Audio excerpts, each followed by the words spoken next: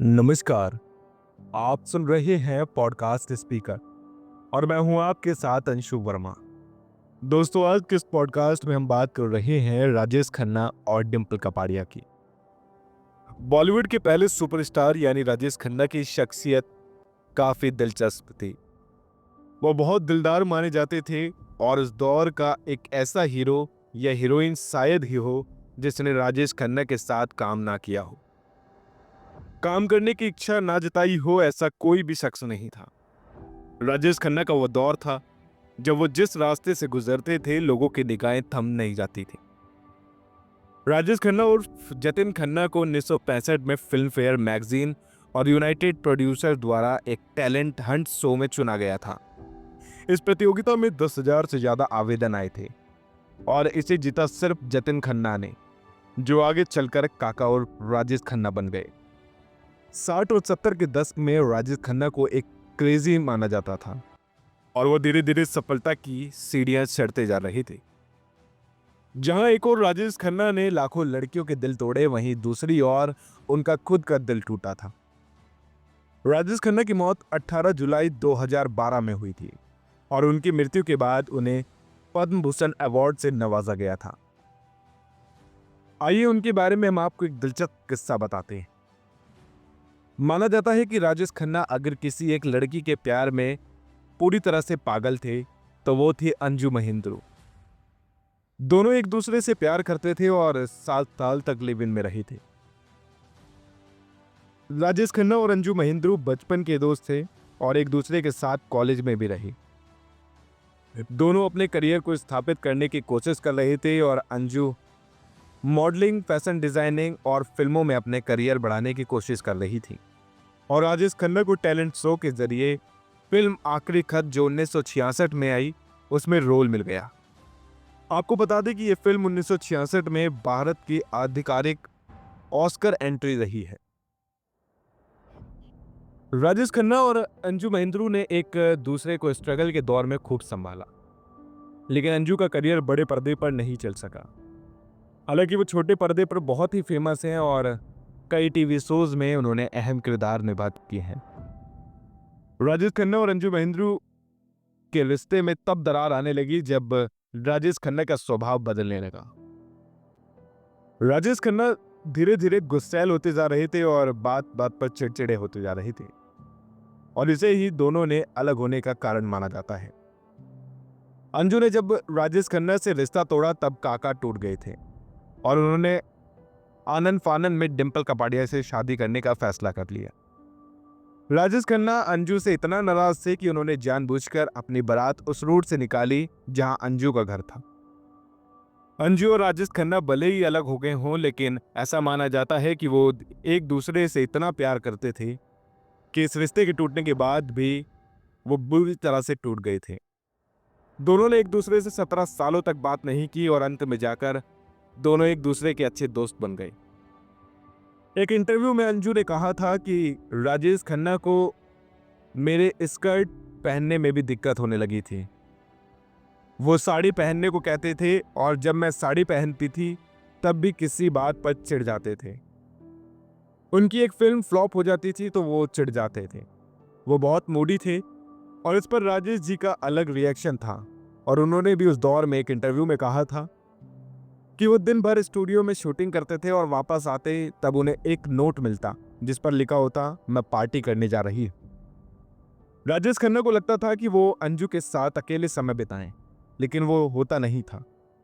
राजेश खन्ना 1959 में बहुत प्रसिद्ध हो गए थे और 1971 में उन्होंने अंजू को शादी के लिए प्रपोज भी किया था, लेकिन अंजू किसी न किसी बहाने से मना कर देती थी। और ये वो दौर था जब अंजू की नजदीकियां क्रिकेट गैरी सोबर्स से बढ़ने लगी थी और ऐसे में झगड़े बढ़ते रहे और ये जोड़ा 1972 में अलग हो गया। डिम्पल कपाड़िया और राजेश खन्ना की लव स्टोरी किसी बॉलीवुड फिल्म से कम नहीं थी। इस कहानी में प्यार, सनक, बेवफाई, दरार, दूरी सब कुछ था। उस समय राजेश खन्ना की फैंस उन्हें अपने खून से खत लिखकर भेजती थी। राजेश खन्ना जवां दिलों की धड़कन हुआ करते थे और वो सुपरस्टार थे। उस समय राजेश खन्ना का अफेयर अंजू से खत्म हुआ और कुछ ही समय में खबर आई कि राजेश खन्ना ने एक ही फिल्म पुरानी 16 साल की डिंपल से शादी कर ली, जो उनसे 15 साल छोटी। अपनी पहली फिल्म बॉबी से डिंपल कपाड़िया हिट हो गई थी और वो ऋषि कपूर से शुरुआत में डेट कर रही थी, लेकिन दोनों का रिश्ता कुछ चला नहीं और इसके बाद काका ने फिल्म बॉबी देखी और वो डिंपल की तरफ आकर्षित हुए। डिंपल कपाड़िया राजेश खन्ना की बहुत बड़ी फैन हुआ करती थी और जब उन्हें राजेश खन्ना का प्रपोजल मिला तो डिंपल ने तुरंत हाँ कर दी। डिंपल ने सालों बाद अपने एक इंटरव्यू में कहा था कि राजेश खन्ना से शादी करना मेरी सबसे बड़ा फैसला था और इतनी खुशी मुझे फिल्मों की सफलता से नहीं मिलती जितनी राजेश खन्ना को हाँ कहकर मुझे उस पल मिली थी।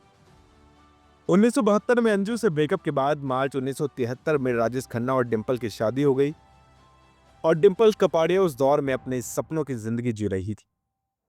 राजेश खन्ना ने अपने परिवार और दोस्तों के लिए एक बड़ा रिसेप्शन रखा था।